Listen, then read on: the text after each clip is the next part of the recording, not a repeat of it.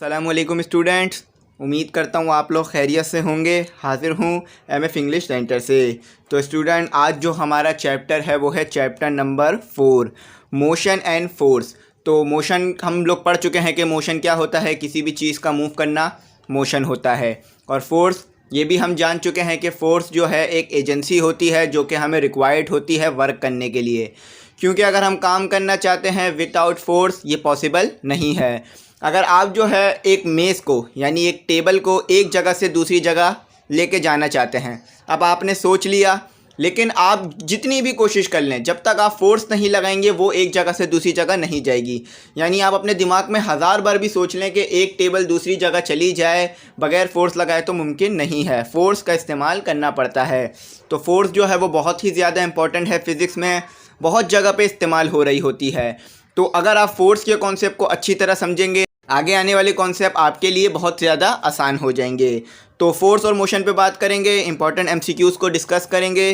तो आपने जो है वीडियो को पूरा वॉच करना है ताकि जो मैं आपको कॉन्सेप्ट दूं, जो मैं आपको बातें बताऊं, अच्छी तरह से आपको समझ में आए। तो उम्मीद करता हूं आप लोग समझे होंगे बात को। तो स्टूडेंट, लेक्चर शुरू करने से पहले और एमसीक्यू शुरू करने से पहले आपसे कहूँगा कि अगर चैनल पे नए हैं या चैनल पे पुराने हैं, अगर आपने सब्सक्राइब नहीं किया है तो आप ज़रूर सब्सक्राइब कर लीजिएगा, बेल आइकॉन ज़रूर प्रेस कीजिएगा। क्योंकि सब्सक्राइब करने वालों का रेशो 20%, ना करने वालों का 80%। तो 10 में से 8 बच्चे जो हैं वो सब्सक्राइब नहीं करते, सिर्फ 2 करते हैं। तो आप जो है वो 10 में से 8 ना बने, आप जो है सब्सक्राइब ज़रूर करें और चैनल को लाइक भी कीजिएगा, वीडियोज़ भी लाइक कीजिएगा।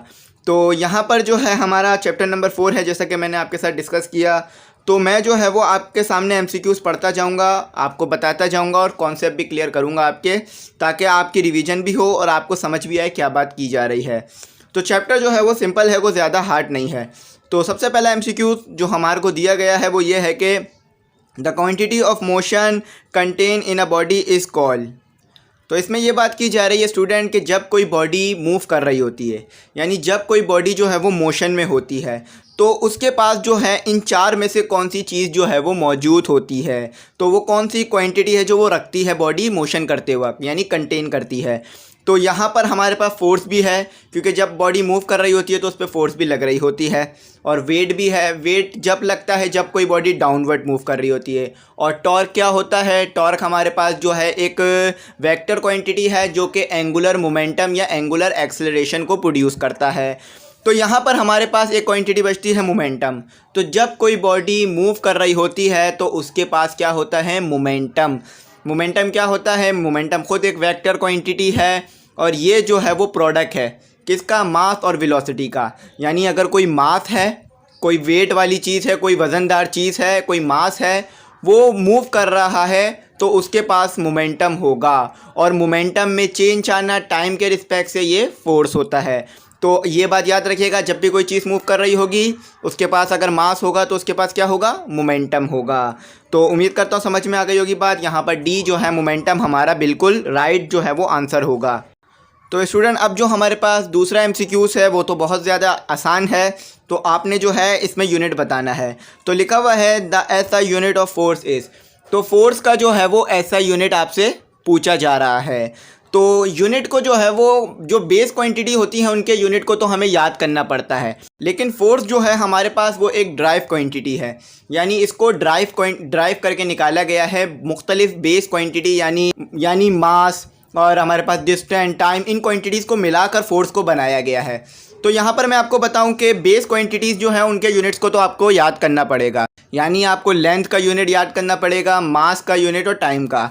तो फोर्स जो है एक ड्राइव क्वांटिटी है, तो इसका भी यूनिट आपको याद करना पड़ेगा और अगर आप चाहें तो निकाल भी सकते हैं इसका यूनिट। तो फोर्स का जो यूनिट है वो होता है हमारे पास न्यूटन। अब न्यूटन क्या होता है, न्यूटन जो है ये एक साइंटिस्ट के नाम पे रखा गया है और इसको जो है फोर्स को जो है इस फॉर्मूले को न्यूटन ने ही बनाया है। आइजैक न्यूटन जो है वो पूरा नाम था साइंटिस्ट का। काफ़ी मशहूर जो है ये साइंटिस्ट हैं। इन्होंने जो है वो law of gravitation, first law of motion, second law of motion और थर्ड लॉ ऑफ मोशन दिया। तो न्यूटन को जो है वो क्लासिक फ़िज़िक्स में बहुत बड़ा मुकाम हासिल है। तो ये बात आप याद रखिएगा। तो फोर्स का यूनिट है न्यूटन। तो एक कॉपी लें, उसके ऊपर एक यूनिट की जगह बना लें और तमाम यूनिट लिखते जाएं और याद करते जाएं, क्योंकि अगर आपको यूनिट याद हो जाएंगे तो आपके लिए न्यूमेरिकल करना बहुत ज़्यादा आसान हो जाएगा। वरना तो अगर आपको यूनिट याद नहीं होंगे तो न्यूमेरिकल आपके लिए काफ़ी मुश्किल होंगे। तो ये मेरी खुद की तजुर्बे की हुई चीज़ है। मैं जो है वो यूनिट को याद कर लिया करता था ताकि मुझे पता चल जाए कि जब न्यूमेरिकल में ये क्वांटिटीज़ आए तो मैं इनको इस्तेमाल कर सकूं। तो 3 जो है हमारे पास वो ये है कि the force acting along a string is called, यानी इसमें ये पूछा जा रहा है कि जब स्ट्रिंग में फोर्स पैदा होती है या लग रही होती है तो वो क्या होती है, वो कौन सी फोर्स होती है। यानी जब आप स्ट्रिंग पे कोई वेट को बांध देते हैं तो स्ट्रिंग में भी एक फ़ोर्स आ जाती है, तो उस फोर्स का कोई ख़ास नाम है, तो उस फोर्स को क्या कहते हैं। देखें, वेट भी एक फ़ोर्स है और हमारे पास ये टेंशन होती है ये भी एक फ़ोर्स है। तो ये दोनों जो है वो फोर्स हैं, लेकिन जो टेंशन होती है वो स्ट्रिंग में पैदा होती है। तो यहाँ पर जो सही है हमारे पास वो है सी, टेंशन। यानी जब फोर्स लग रही होती है किसी भी स्ट्रिंग में तो उसके साथ साथ उसमें टेंशन भी होती है। टेंशन जो है ये स्ट्रिंग में पैदा होती है और इसकी डायरेक्शन जो है वो अपवर्ड होती है। तो ये न्यूमेरिकल भी किया जा सकता है कि टेंशन की डायरेक्शन किस तरफ होती है। तो टेंशन की जो डायरेक्शन है वो अपवर्ड होती है, यानी ऊपर की तरफ होती है, आसमान की तरफ समझ लीजिए।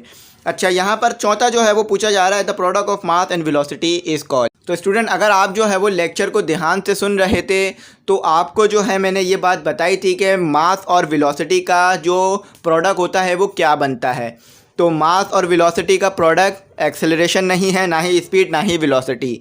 एक्सेलरेशन, स्पीड और वेलोसिटी को हम इससे पहले वाली वीडियोस में समझ चुके हैं और मैं आपको बता चुका हूँ। तो अगर आपने जो है वो पुराने नहीं देखे हैं MCQs की वीडियो तो उसको ज़रूर देख लीजिएगा, उसमें मैंने इनके बारे में बात की है और समझाया है, तो वो भी उस चैप्टर की भी तैयारी हो जाएगी। तो मास और वेलोसिटी का जो हमारे पास प्रोडक्ट होता है स्टूडेंट्स, तो वो होता है मोमेंटम, और मोमेंटम का हम ऊपर डिस्कस कर चुके हैं। तो 4 का जो है हमारे पास डी सही है। अब यहाँ पर हमें कहा जा रहा है कि हमारे पास जो है वो फोर्स है 4 न्यूटन की और एक्सेलरेशन है हमारे पास 2 मीटर पर सेकंड का स्क्वायर। तो पूछा जा रहा है कि इसमें फिर मास की जो है वो क्वांटिटी क्या होगी। तो आपको पता है कि फोर्स और मास का डायरेक्ट रिलेशन है और एक्सेलरेशन का भी। तो आपको फोर्स का फॉर्मूला पता है, F=ma। तो a को जो है वो f के नीचे ले जाएं, यानी रेसिप्रोकल कर दें और f की वैल्यू पुट करें, a की वैल्यू पुट करें, तो आपके पास जो है वो मास की वैल्यू आ जाएगी। तो मास की वैल्यू बनेगी 2 kg, यानी 4 से जब 2 को डिवाइड करेंगे तो आपके पास आंसर आएगा 2 kg का। तो उम्मीद करता हूँ आपको समझ में आया होगा। और ये न्यूमेरिक और ये MCQs बिल्कुल एज इट इज़ वही है जो कि मॉडल पेपर में आया हुआ था। तो आप लोग देख सकते हैं कि मॉडल पेपर में कितने ज़्यादा MCQs जो है वो लग रहे हैं रैंडमली। तो आपने जो है वो ज़्यादा से ज़्यादा इन MCQs की तैयारी करनी है, समझना है। अगर आप एक बार भी पूरी वीडियो को पूरा देखेंगे तो आपको ये हमेशा के लिए याद हो ही जाएंगे, समझ में आ जाएगी बात, क्योंकि कॉन्सेप्ट क्लियर हो जाएगा कि वजह क्या है इस MCQs के सही होने की। तो इसीलिए आप वीडियो को पूरी देखें। अब यहाँ पे लिखा हुआ है कि the law of conservation of momentum state that the momentum of the an isolated system is always remain dash.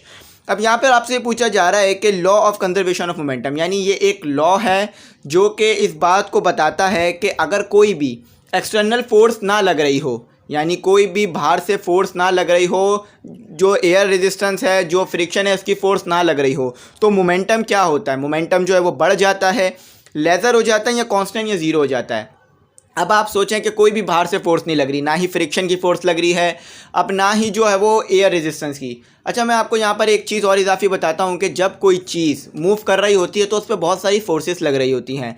जैसे कि ज़मीन पे चल रही है या ज़मीन पे मूव कर रही है, मोशन कर रही है, तो उस पर फ्रिक्शन की फ़ोर्स लग रही होगी जो कि ज़मीन लगा रही होगी।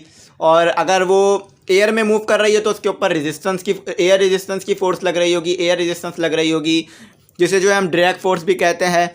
तो यहाँ पर मुख्तलिफ फोर्सेस, लेकिन इस सिस्टम में कोई भी फोर्स नहीं लग रही है बॉडी पे। एक बार जो फोर्स अप्लाई कर दी वही उसमें मौजूद है। तो टोटल मोमेंटम जो होगा इस लॉ के मुताबिक कंजर्व रहता है, यानी कांस्टेंट रहता है, मोमेंटम नहीं बढ़ता। तो the law of conservation of momentum state that जो टोटल मोमेंटम है, यानी जो मोमेंटम होता है वो कांस्टेंट रहता है आइसोलेटेड सिस्टम में। और आइसोलेटेड सिस्टम एक ख़ास सिस्टम होता है, ये आम कंडीशन नहीं होती है। अब लिखा हुआ है कि the friction during motion is called. अब यहाँ पर पूछा जा रहा है कि जब फ्रिक्शन पैदा होती है मोशन के दौरान तो उस फ्रिक्शन को क्या कहते हैं। जब एक चीज़ रुकी हुई है तो भी फ्रिक्शन मौजूद है चीज़ और ज़मीन के दरमियान, एक चीज़ मूव कर रही है तो भी फ्रिक्शन मौजूद है, अगर एक चीज़ पानी में मूव कर रही है तो भी फ्रिक्शन है। ये तमाम फ्रिक्शंस अलग अलग होती हैं, इनको अलग अलग नामों से बुलाया जाता है। तो अब आपने बताना है कि जब कोई बॉडी मोशन कर रही हो तो उस वक्त कौन सी फ्रिक्शन लग रही होती है। आपने बता दिया कि भाई एक बॉडी मूव कर रही है, उस पर फ्रिक्शन लग रही है कौन सी, ये बताना है। तो जब कोई बॉडी मूव कर रही होती है तो उसके ऊपर जो है वो काइनेटिक फ्रिक्शन लगती है। अब यहाँ पर आपके पास एक सवाल आएगा या सवाल आपके दिमाग में उठेगा कि रोलिंग फ्रिक्शन भी हो सकती है कि जब कोई बॉडी रोल कर रही हो तो भी मूव ही कर रही होगी, या जब कोई बॉडी स्लाइड कर रही हो तो भी मूव ही कर रही होगी, तो ये फ्रिक्शन क्यों नहीं है। तो मोशन का लफ्ज़ आ रहा है, मोशन में आपको ना ही रोलिंग कहा जा रहा है ना ही स्लाइडिंग। अगर ये कहा जाता कि बॉडी जो है वो स्लाइड कर रही है तो स्लाइडिंग फ्रिक्शन होती, अगर कहा जाता रोल यानी घूम रही है तो रोलिंग फ्रिक्शन होती, लेकिन यहाँ पर आपको कहा जा रहा है सिर्फ मोशन कर रही है तो यानी लीनियर मोशन ही कर रही होगी। तो यहाँ पर है काइनेटिक फ्रिक्शन। और काइनेटिक फ्रिक्शन कब लगती है, याद रखिएगा, बहुत सिंपल है कि जब कोई बॉडी मूव कर रही होती है उस पर काइनेटिक फ्रिक्शन अप्लाई हो रही होती है, लग रही होती है।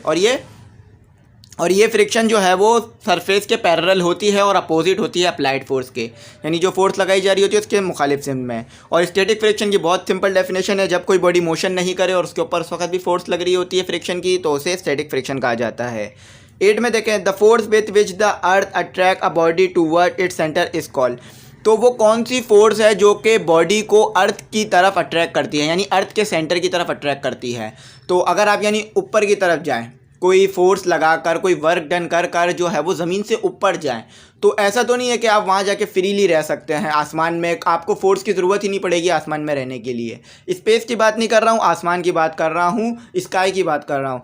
तो जब आप आसमान में जाते हैं तो आपको कोई चीज़ नीचे खींच रही होती है, वो क्या चीज़ होती है, वो होती है अर्थ की अट्रैक्शन यानी ग्रेविटी। तो वो ग्रेविटी की वजह से एक फ़ोर्स पैदा हो रही होती है, वो फोर्स होती है वेट। और वेट जो है ये प्रोडक्ट होता है मास और एक्सेलरेशन ड्यू टू ग्रेविटी का, यानी इसमें मास मौजूद होता है और एक्सेलरेशन ड्यू टू ग्रेविटी, और इसकी डायरेक्शन वेट की हमेशा डाउनवर्ड होती है, तो इसका सही है वेट।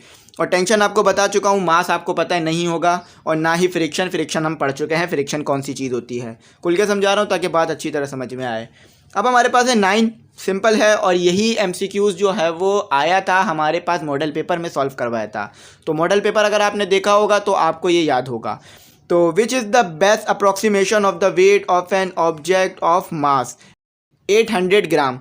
तो यहाँ पे पूछा जा रहा है कि ये जो आपको नीचे पॉइंट्स दिए हुए हैं इसमें से सबसे सही वैल्यू कौन सी होगी, यानी यहाँ पर आपने जो है वो फोर्स निकालनी है, वेट निकालना है। वेट भी एक फ़ोर्स होती है, ये बात याद रखिएगा, ठीक है। यहाँ पर आपने वेट निकालना है, तो आप कैसे निकालेंगे, पहले आप जो है वो 800 को डिवाइड करा देंगे 1000 से, इस तरह ये केजी में आ जाएगा। फिर मल्टीप्लाई करा दें ग्रेविटी की वैल्यू से। ग्रेविटी की वैल्यू मैंने आपको कहा था याद करनी है, वैल्यू है 9.8 मीटर पर सेकंड का स्क्वायर, तो उससे मल्टीप्लाई कराएं, आपके पास आएगा 8 न्यूटन, जो कि मैं आपको पहले भी करवा चुका हूँ।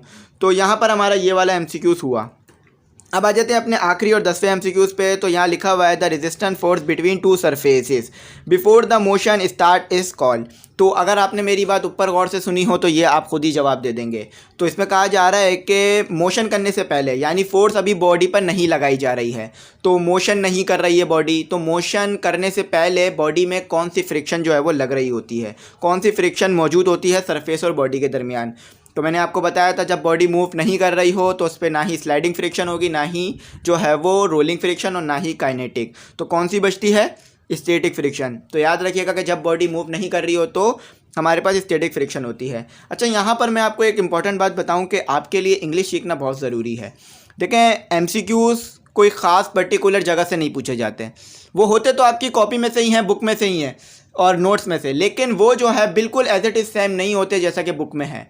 तो आपकी अगर इंग्लिश स्ट्रांग है, वोकेबलरी स्ट्रांग है, आपके फ्रेसेस स्ट्रांग है, यानी आपके जो है वो टेंसेस स्ट्रांग है, इंग्लिश अच्छी है आपकी, तो आप जो है वो न्यूमेरिकल को, आप जो है वो MCQs को पढ़ पाएंगे और समझ पाएंगे, उसके बाद जवाब दे पाएंगे।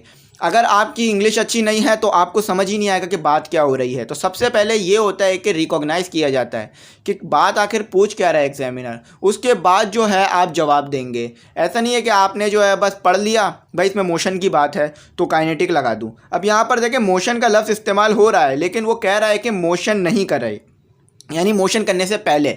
तो मोशन जब वो कर ही नहीं रही है तो फिर यहाँ पर मोशन का लफ्ज़ तो इनकार में इस्तेमाल हुआ। तो इसीलिए आपकी जो इंग्लिश अच्छी होनी चाहिए। एज इट इज़ है कि इंग्लिश आपने अच्छी करनी है। मैं आपको इंग्लिश जो है वो मैट्रिक में भी पढ़ाऊँगा, 9 में भी मैंने जो है वो आपको जो है मयारी इंग्लिश पढ़ाने की कोशिश की और बिल्कुल अच्छी तरह से समझाया, एक एक चीज़ को डीप में जाके आपको समझाया ताकि आपको बात समझ में आए।